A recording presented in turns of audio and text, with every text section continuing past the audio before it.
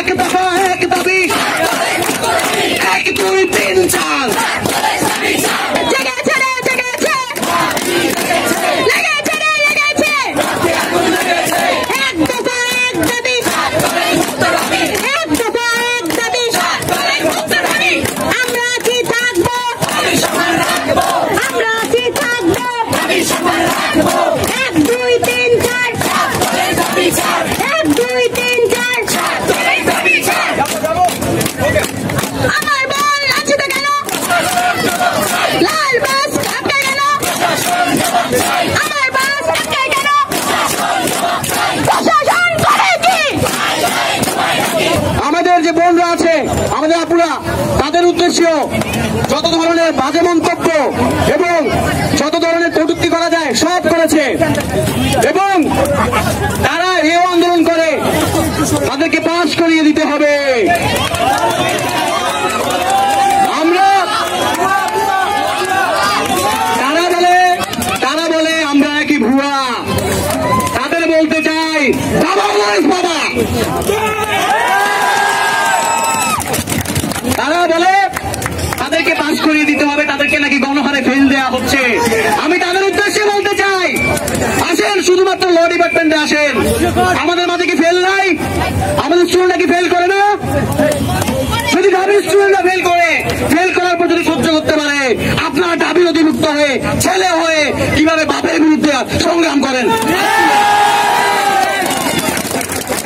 আরে নির্লজ্জ প্রশাসন, এই নির্লজ্জ প্রশাসন এই ছেলেদেরকে, তাদের এনপ্টেড করা ছেলেদেরকে সব সুযোগ সুবিধা দিয়ে যাচ্ছে।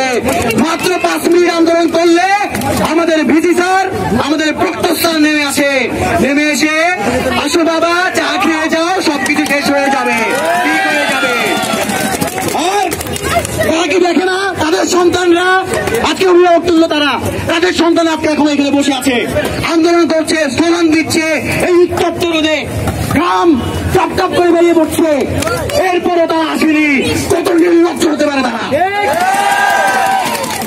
ওই মুখে অভিভাবকের কথা মানায় না,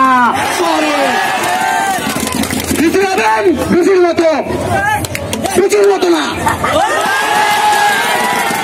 ডক্টর হবেন, ডক্টরের মতো, অভিভাবকের মতো দালালি করবেন না। যদি দালালি করেন, তাদের উদ্দেশ্যে বলতে চাই, একবার জাস্ট দেখে যান, এই ছাত্ররা বসে নেই। তাদের মেরুদণ্ড ছিল 1952-তে, 1971-এ, তাদের মেরুদণ্ড 2019-ও থাকবে। এই বাংলাদেশ ঢাবি ছাত্রদের অবদান। সুতরাং ওই ভীতির কথায়, চা সিংহেরা সমুসার কথায় ছাত্ররা যদি এসে আমাদের অপমান করে, তাদের উদ্দেশ্যে বলতে চাই আবারও, বাবা বাবাই হবে। ছেলে ছেলের মতো থাকো, তাহলে যদি নামি তবে শাসনও করবো। আন্দোলন হবে, হবে, এক দফা এক দাবি, এক দুই তিন চার। আমার বাস আটকায় কেন, লাল বাস আটকায় কেন, আমার বল লাঞ্ছিত কেন? সংগ্রামী বন্ধুরা, এখন আমাদের সাথে